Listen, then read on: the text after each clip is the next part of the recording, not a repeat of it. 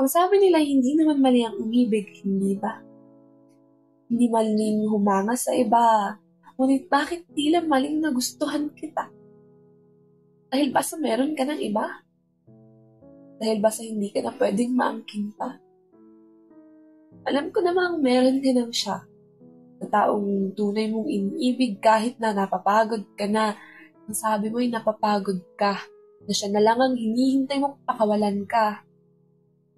At inaamin ko ang puso ko'y nagsasaya ng marinig ko ang iyong mga kataga. Dahil ako ay umaasa na baka ako pwede na. Ngunit sa likod ng aking pag-asa ay ang takot na nadarama dahil hindi rin naman ito tama. Na ako'y naghihintay upang magtapos ang inyong dalawa. Hindi rin naman sigurado kung ako'y gusto mo na tulad ng nadarama. Baka pagkakaibigan lang ang kaya mong maipadama. At takot na akong muling isugal ang pagkakaibigan para lang sa huli ay mawala. Bakit ba kasi ikaw pa? Wala naman akong pakialam nung una. Hindi nakuha ang interes ng mga mata. Hindi nakuha ang interes ng aking puso. Ngunit sa pagtagal ng ating pagsasama, hindi ko na napigil pang nadarama. Mali, ngunit hinihiling ko na sana'y mawala siya. Na sana'y ako nang makita at hindi siya. Ngunit, ano bang magagawa? Ako ay malayo sa tipo mong ganda. Hindi ako maganda, hindi nakakaakit sa iyong mga mata. Alam ko naman. Kita ko naman. Ngunit hindi ko mapigilang umasa dahil sa akin ka lumalapit sa panahon ng problema.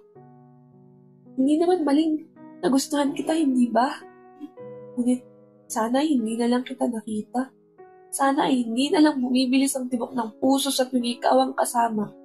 Sana ay hindi na lang ikaw ang nakahulugan ng puso. Ngunit ano nga bang magagawa? Hindi ko naman kayang diktahan ang aking puso. Hindi ko kayang pigilan ng kusang pagtibok nito dahil sa'yo. Sa simpleng ngiti at pagtawa, sa simpleng mga salita. Bakit nga ba nahulog pa? Nais ko sanang wag muna. Tama na muna ang pag-ibig dahil lagi lang din naman akong naiiwan sa dulo. Sa pag-iiwanan sa linya. May taong sa akin ay aalalay, ang atensyon ay kanyang ibibigay, sasamahan hanggang sa mauna na sa linya. Ngunit biglang mawawala sa oras na dapat ay kami na, kaya't babalik sa dulo dahil kailangan ko ng kasama. Hindi ko na malaman kung dapat pa ba akong manatili rito dahil lagi naman akong nawawalan. Laging iniiwan ng taong nung unay wala naman akong pakialam. Ngunit sa huli, ay mananakit lang ng pakiramdam. At nang ako'y paalis na, ay nakita kita. Ngunit, siya ang iyong kasama. Babatiin lang sana kita, ngunit pinilit mong ako'y isama. Wala naman sa aking problema dahil nga sa ayoko muna ako ay sumama. Ngunit nang nakita ko kung paano mo siya itrato, kung paano mo siya alagaan, ay kumirot ang puso. Pumasok na sa isip ang mga katagang, sana'y ako na lang. Sana'y hindi siya ang katabi kundi ako na lang.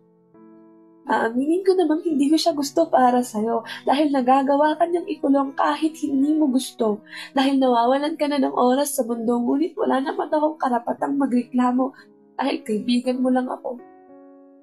Ayokong sirain siya sa'yo dahil alam kong kahit papano'y siya ang gusto mo. Ngunit sana hindi ka mawala habang kasama mo siya. Ang sarili ko hindi ko na ipipilit pa, hahayaan kitang magsaya dahil mahalaga ka.